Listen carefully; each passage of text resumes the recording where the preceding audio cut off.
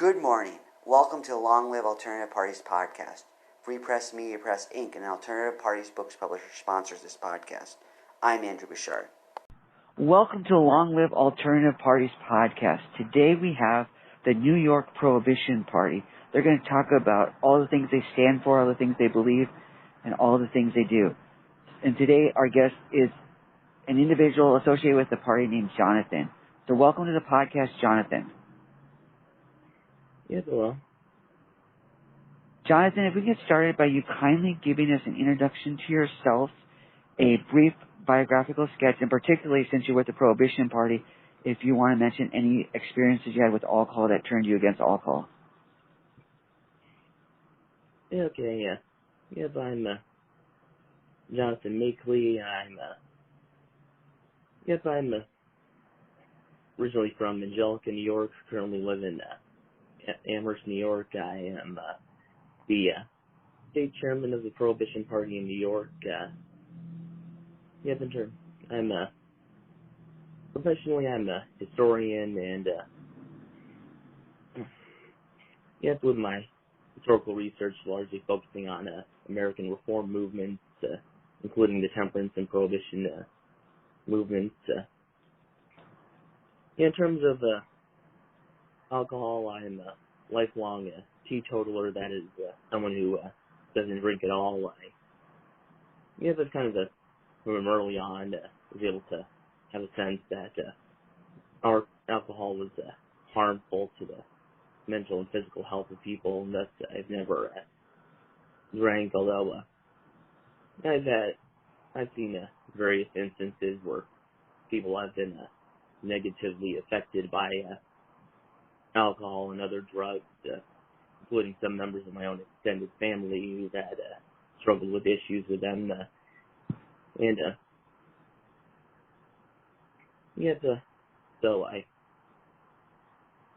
likewise I've also seen other people in the broader community that have been negatively affected,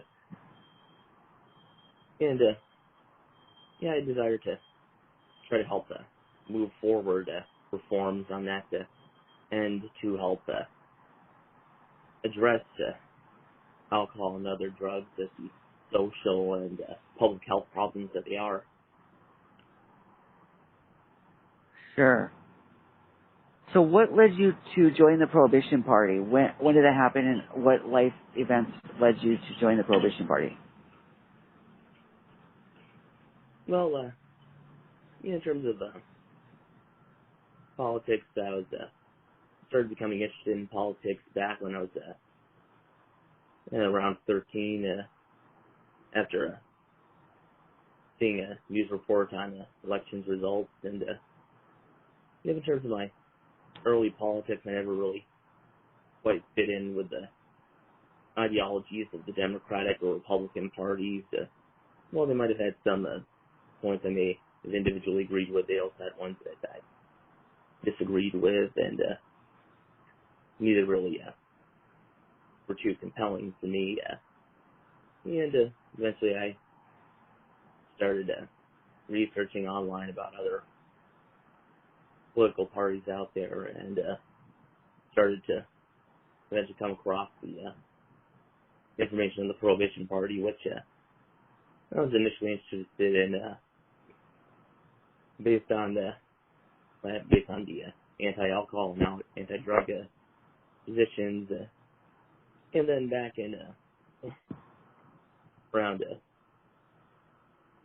2016 election, I had heard about the presidential campaign of the Prohibition Party candidate Jim Hedges, which further interested in me in the party, so I had decided to switch from being an independent, that is, someone without a political party affiliation, to joining the Prohibition Party. And initially I started off working on the write-in effort for the Prohibition Party up in New York State, and then eventually after that I became even further involved, and I noticed that at the time the Prohibition Party didn't have state-level organization in New York, so I started looking into the matter, and me and a couple of other members in New York State formed the Prohibition Party of New York's current state branch back in 2017. Interesting. So kindly tell us what's on the platform in general for the New York Prohibition Party as well as the National Prohibition Party. Well, in terms of the National Prohibition Party platform, you can read the whole platform on the prohibitionist.org website. Okay. That'll be the 2020 platform. And let's give a quick overview. It touches on a variety of issues. For one, it includes the position of opposing the commercial traffic of alcohol and other drugs, and encouraging approaching these as social and public health problems, and seeking to restrict their commercial sale. But in terms of other issues, it includes a variety of other issues, from economics to foreign policy to education and such. Yes, some positions the party holds include consistent life ethic, support for environmental protection, support for affordable college education, support for having a more sound fiscal policy to seek to have a more balanced budget and such, a foreign policy approach that is built around mutual respect for the sovereignty of nations, and seeking to minimize war and use diplomacy to resolve issues. In terms of the state party platform for New York, you can read the whole thing on the New York Prohibition Party website, given overview of the state platform. It was initially rolled back in 2017, Okay. based on the 2016 platform, and also addresses issues pertaining to the state. In terms of our key issues, we likewise include opposition to the commercial traffic of alcohol and other drugs, and it supports addressing them as public health problems through a comprehensive approach that includes support for education programs, prevention programs, programs to help with cessation and addiction treatment, and working to increase restrictions on the sale of alcohol and other harmful substances, with the eventual goal to phase out the alcohol industry out of existence, and relegating it to the trash heap of history where it belongs.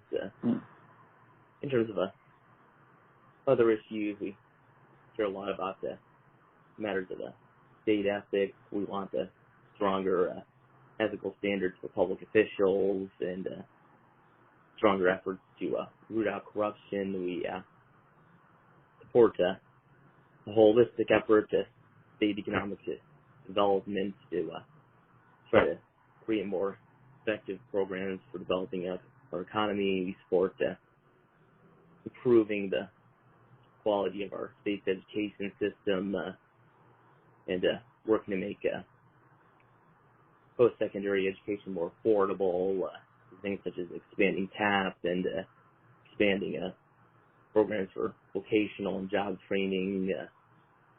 We have campaigned for stronger laws against issues such as domestic violence and sexual abuse. For instance, us and various other advocates have gained some success in getting the Child Victims Act passed, which helps to provide a greater opening to hold those who sexually abuse children accountable for their actions and allow victims greater opportunity for seeking justice. And likewise, we also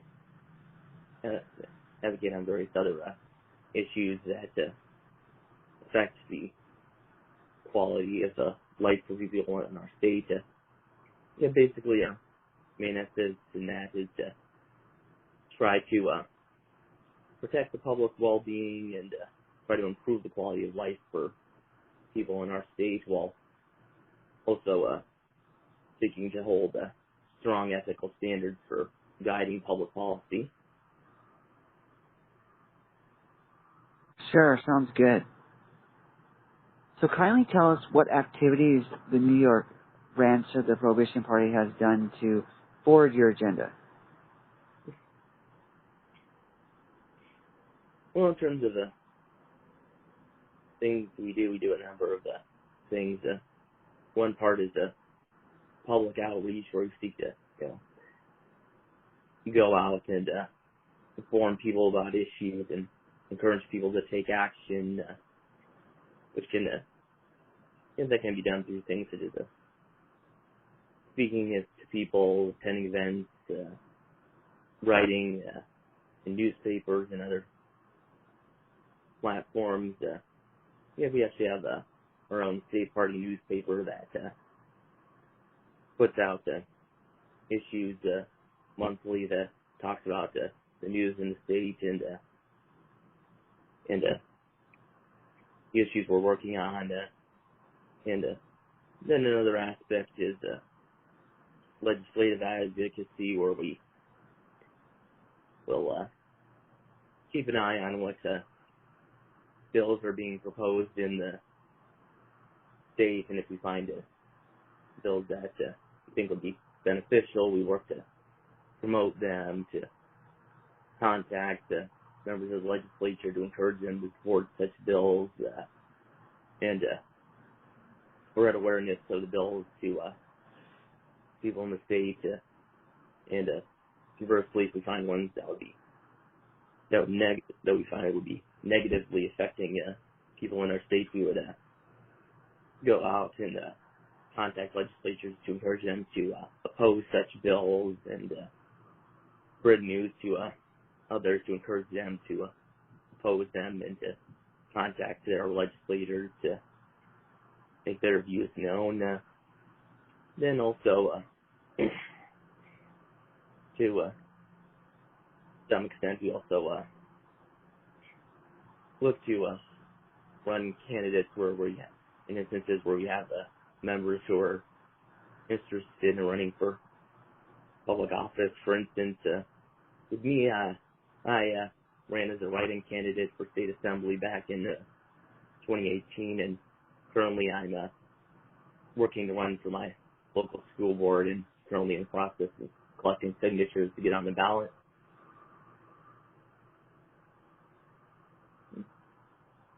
That sounds good. We wish you luck in your school board race. Thank you. I saw that your party, the New York Prohibition Party branch, posted an article about black prohibitionism in the heyday of the Prohibition movement. Kindly give an overview of that article. Well, for that particular article, that's an article by Mark Lawrence Schrod, who's a person who has written quite a bit about the history of the temperance and prohibition movements throughout the world, and in that particular article, he's talking about how, contrary to popular myths that try to portray the prohibition movement as some fringe element, but evil is actually a rather broad-based movement which attracted support from a wide variety of people. And in that article, it particularly highlights the role that African American activists played in working to advance the Prohibition movement. You have prominent civil rights figures such as Booker T. Washington were actually supporters of Prohibition, which they saw as beneficial to people, not only people in general, but to African Americans in particular. Since, after all, with that, the alcohol industry, which was largely dominated by white producers, was selling a harmful product that was harming the African American community through the negative effects of drinking, which was being promoted in their communities. And also, in addition, they also had to deal with oftentimes drunken white mobs that would often be the force of violence against African American communities during that period. Interesting. There was another article I saw your party posted called something to the effect of Prohibition's surprising success, which counters the narrative of Prohibition being this huge failure that was counterproductive and it caused all these problems. So kindly give an overview of that article. Well, basically that article is one of various works that points out that yet this notion of national prohibition being some big failure is actually a myth that's in many ways divorced from the actual facts of what happened, which and it gives a number of points to counter that, although yes, I may speak more broadly about the historical matter of that. Basically, what you've had is that the common notion of the Prohibition being failure is largely a myth that was pushed forward by pro-alcohol interests and other political elements to try to paint the narrative of it failing that way, so as to discourage people from trying to enact policies against the alcohol industry, not only prohibition policies, but even efforts to try to restrict them in some way. In terms of the history of national prohibition, is actually the culmination of several decades-long campaigns for prohibitionist policy, starting from the local level, going up to the state level, and eventually the national level, and that this movement had gathered broad support from many people in society from various walks of life. And in terms of when national prohibition worked, it was a restriction on the manufacture, transportation, and sale of alcohol, which had a significant effect, although in various ways pro-alcohol politicians tried to hamper its enforcement. But despite not being fully enforced, it still had a significant effect. There's a body of evidence that shows that during national prohibition, alcohol consumption declined significantly, and then it wasn't until years after national prohibition ended that alcohol use returned more towards the level it had once been before national prohibition. And as alcohol use declined, it brought various benefits to people who had fewer people who were being actively harmed by alcohol use. You had more people had the opportunity to quit drinking and improve their lives and lives of their families. You had an increase in the number of children going to school, as children who previously had to work to support drunken parents were able to get into return to education as their parents were able to return to work. You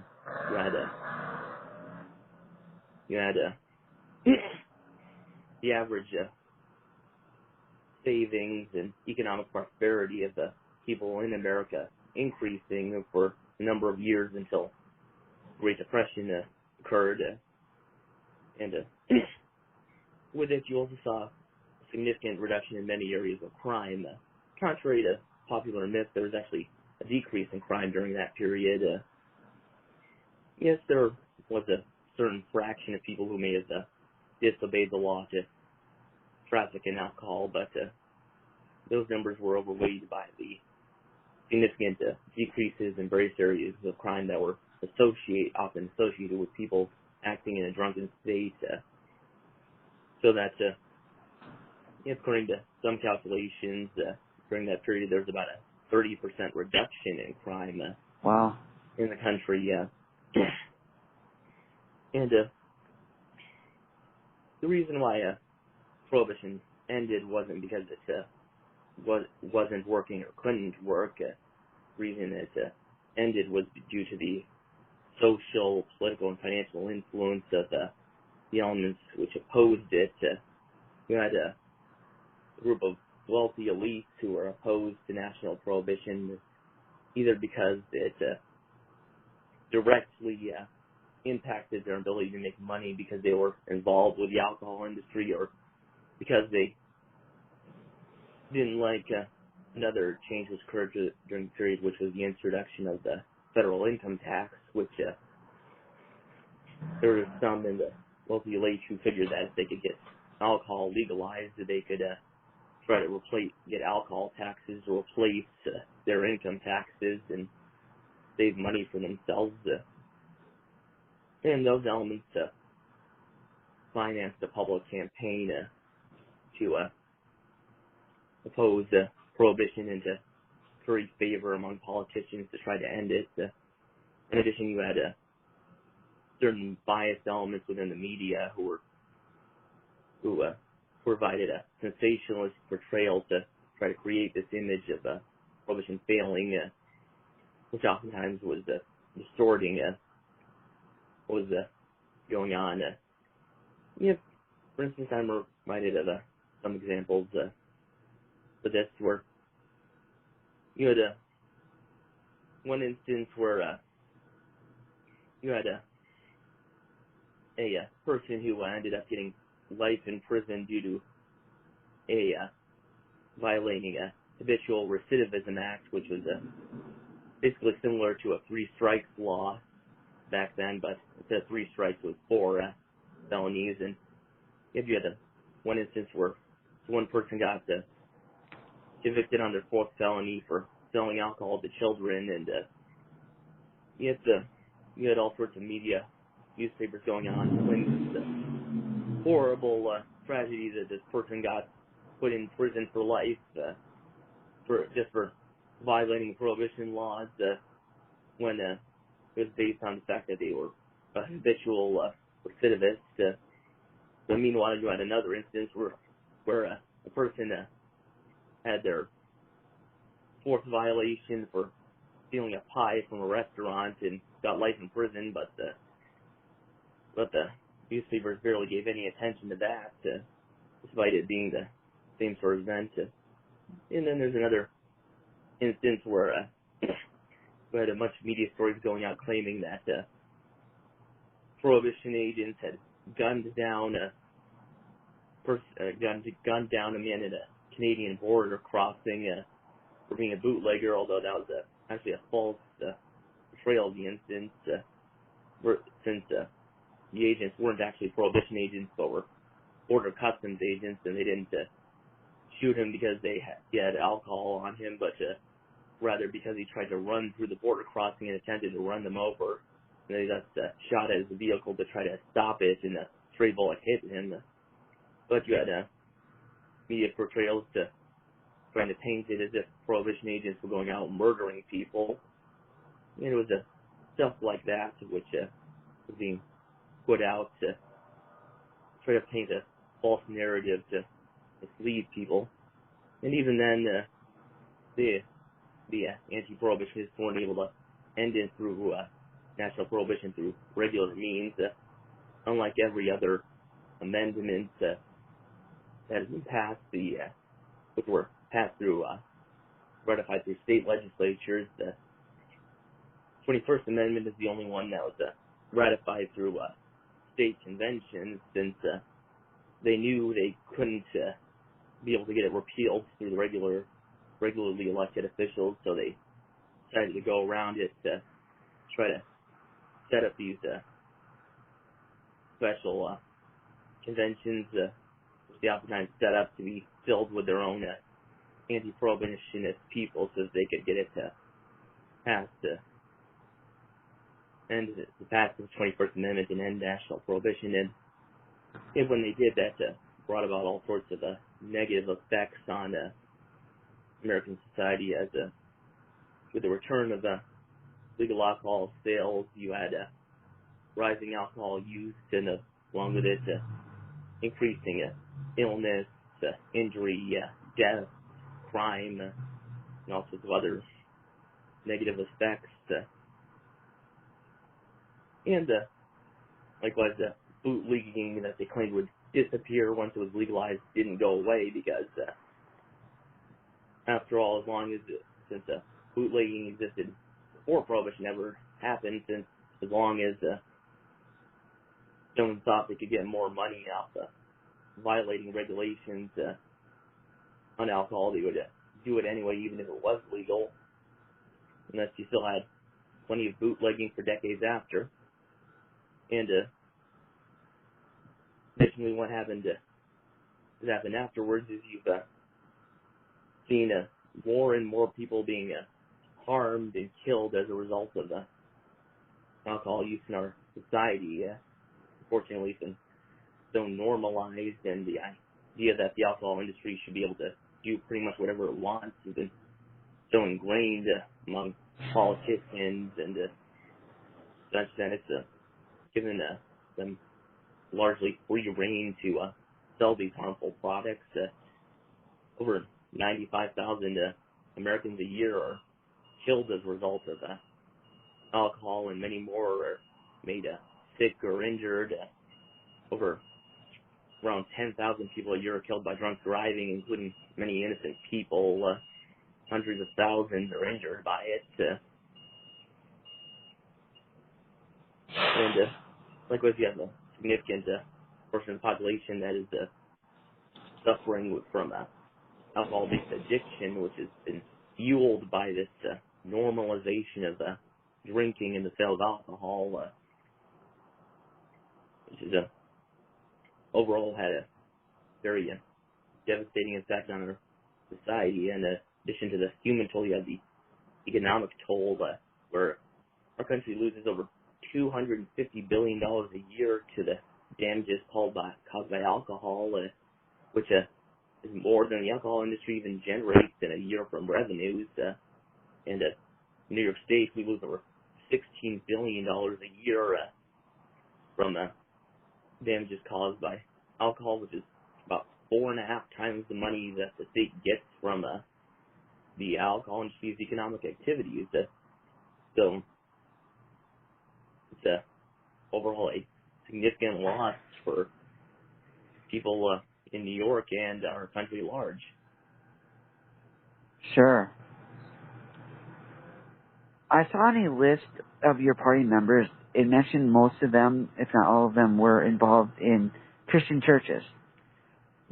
So given the fact that many people cite the Bible as reason to drink, for example, they'll say Jesus drank wine, how would you use the Bible to support your prohibition views and counter the narrative that wine drinking is endorsed by the Bible? Well, first off, I would say that for me personally, much of my position is based on facts that are backed by science and social science and history, which show that alcohol is indeed harmful to people. It's harmful not only in terms of those who are alcoholics, but regular casual drinkers and even light drinkers. There's a strong body of scientific evidence which shows that it's indeed harmful, and that overall, even light amounts of regular drinking is a net negative effect on health. In terms of the theology of it, from what I've read of the figures that have been devoted to addressing this issue, there's a number of points to bring up. First off, the Bibles that people tend to read are translated from the original languages, and within the old Hebrew language, there's a word often used in Old Scripture which is often translated as wine, but the word itself can be used to refer to both alcoholic wine and non-alcoholic grape juice. Unless there's a body of scholars who contend that those type of Bibles that have those positive references of wine are the types that just translated it all to wine, and rather than bothering to differentiate the context to determine whether it was referring to grape juice or wine.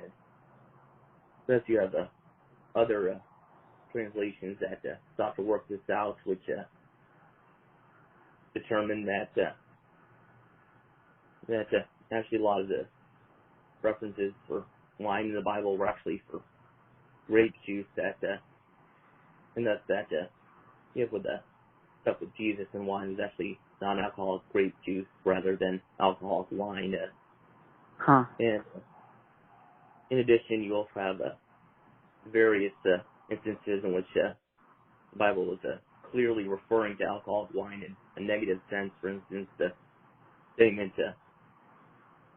wine is a mocker, strong drink is raging, and he who would use it is not wise, or something along that line. I don't recall all the particular wording, but there are various references in the Bible which of the more religious temperance advocates have used to contend against the use of wine or other alcoholic substances. In addition, there are further scholarship which contends for other details that would go against the idea of Jesus being involved with wine, since what they think is that a person of Jesus' social class wouldn't typically drink alcoholic wine due to their social position and the traditions associated with it, which would have encouraged abstinence from consumption of alcohol. Furthermore, there's arguments that would state that Jesus would have been inclined against giving alcoholic wine, since that would have been harmful to people being given it to, and that's contrary to the ethos that he would have promoted.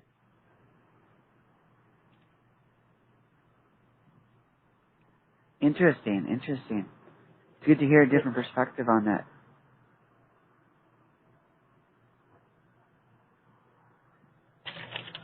So for our audience out there, whether they live in New York or they live elsewhere, how can they support the New York Prohibition Party? Well, in terms of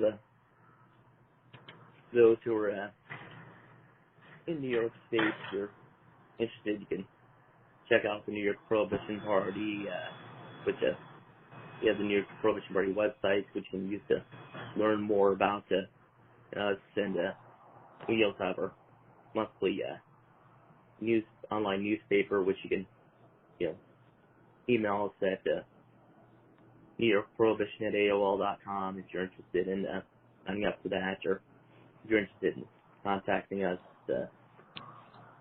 And likewise, if you're interested in getting involved with the party, you can contact us. There are plenty of ways that people can get involved, whether it be from helping to spread the word, legislative activism, volunteering for various projects we work on,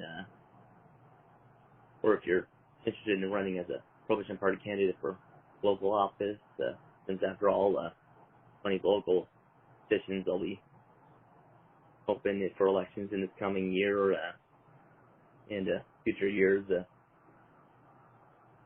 Yeah, in terms of those who are interested more broadly, to encourage you to check out the National Prohibition Party, see what sort of things are going on with the party in your state.